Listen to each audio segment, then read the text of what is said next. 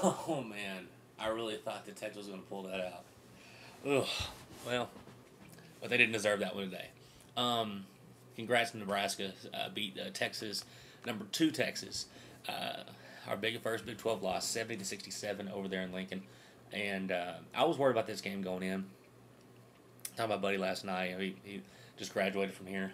It's like, man, I just don't feel right about this one. And this is what happened. And credit Nebraska. They only lost one game at home this year, and they're the best defensive team in the conference. They're 18-8 now, so they're a good basketball team. They're not great, but they're a good basketball team. And in the second half, they shut down Jordan Hamilton for the most part until at the very end.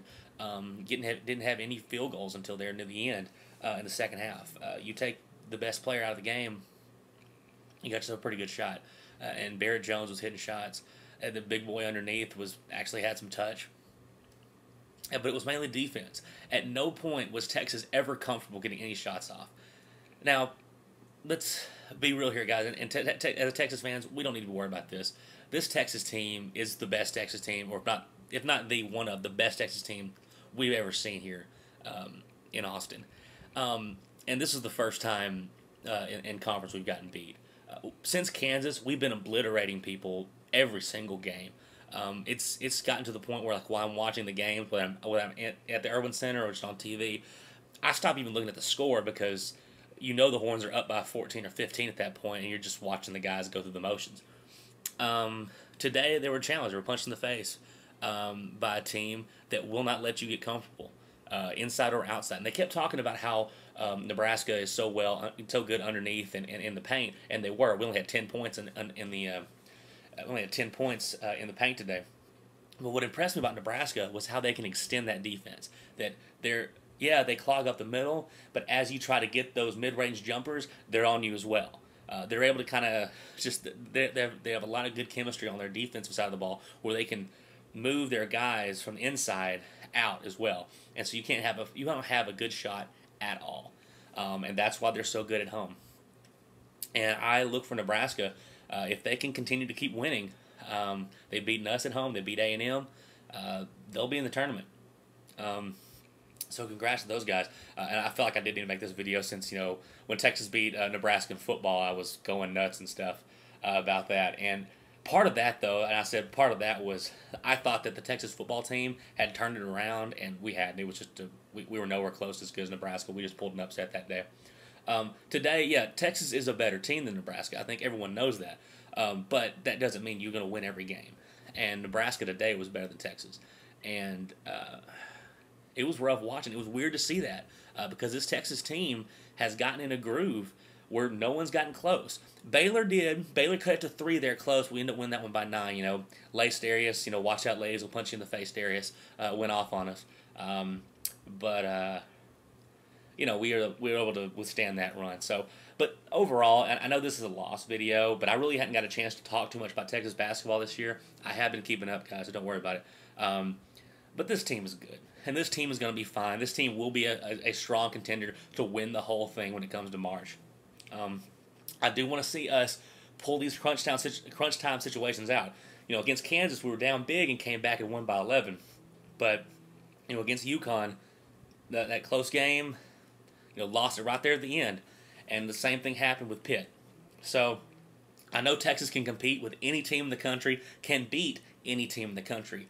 But we're going to have to get better at this when it gets close, when teams really challenge us like Nebraska did today. And now, that being said, Texas responded really well there in that last 2 minutes. Before then, that whole second half, Nebraska had just been whipping us up and down the court and getting buckets. I think they had like 36 or 40 points in the paint today, and just beating us down.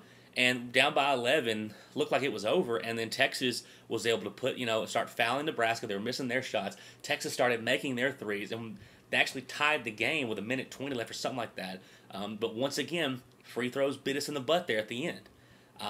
Nebraska missed theirs, but we missed ours too. If we could make our free throws, we might have been able to send that in overtime and possibly win that game. That's been a problem all season for Texas, but it hadn't shown itself because Texas has been winning by so big that the free throws aren't great, Texas is going to have to get better at the free throws if they do want to win this whole thing, because you're not going to blow everybody out every single game. That being said, not too down about this. I would have loved to have been number one, but I don't know. I don't want to put it this way. I'm not one of the guys who thinks that you have to have a loss before you go into your Big 12 tournament or March Madness or whatever. I don't know how many people here going to school and stuff were talking about the team, and guys were pretty much, and they were pointing to this game too. They were kind of like, I kind of, maybe we should lose this game, or maybe down the line, so we'll have a loss under our belts going in. And it's one of those things that people have this fear of history. They look at how many games you have to play, and in order to win the whole thing, you have to win 6 games in a row at the end. If you win the conference tournament, you have to win 4 games in a row. And Texas is on a 9-game winning streak or 11-game winning streak, something like that. And you start putting that together, how many games it is in a row, they start getting afraid, like, oh, there's no way you can win that many games in a row. I don't believe that. I don't think that has anything to do with it.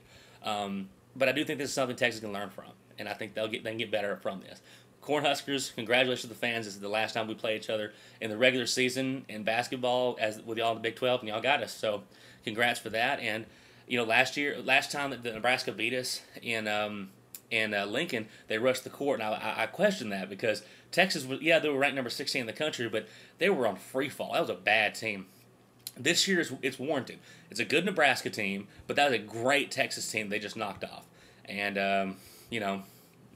hang the horns and everything. Y'all earned it today. But Texas, they'll get better. Got Iowa State at home next week, so that'll get us back on the road. Iowa State's been a tough team, but they can't seem to win. It's going to be in Austin, so Texas should win that one. So hook 'em horns, Texas fact. Congrats, Nebraska, but Texas fans, we're going to be all right. This basketball team's special, and they got a chance to win the whole thing. So hook 'em, guys.